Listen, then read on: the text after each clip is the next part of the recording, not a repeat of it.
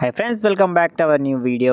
Friends, 100 days challenge లో day 25. ఈ రోజు మన వర్కౌట్ వచ్చేసి బైసెప్ ట్రైసెప్ వర్కౌట్. ఈ రోజు జిమ్ కు రాను అనుకున్నాను. ఈ లెగ్ పెయిన్స్ అయితే అసలు తగ్గట్లేదు. 2 డేస్ రెస్ట్ తీసుకుంటా అనుకున్నా. అల్లారా బంద్ చేసుకుని సైలెంట్ గా పడుకున్నా. ఇక బావ అయితే 5:30కి అయితే ఫోన్ చేసిండు. ఈ రోజు చేసేది బైసెప్ ట్రైసెప్ కదా అని వచ్చేసాము. ఫస్ట్ లెగ్ వర్కౌట్ చేసినప్పుడు అంత పెయిన్ లేకుండే. సో నిన్న చేసినాం కదా, దారుణంగా చేసినాం, మస్తు చేసినాం. సో ఆ పెయిన్ ఇంకా ఎక్కువైంది. ఇది 2-3 డేస్ ఉండేటట్టున్నది.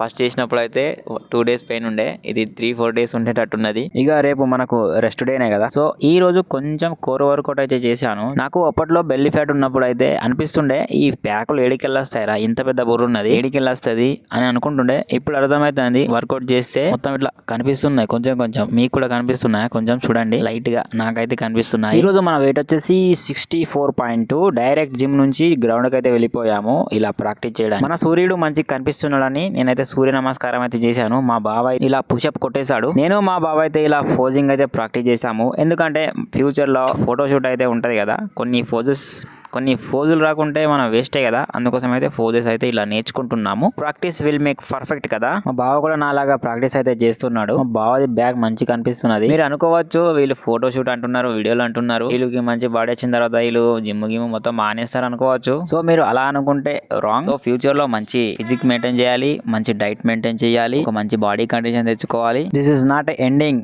This is beginning.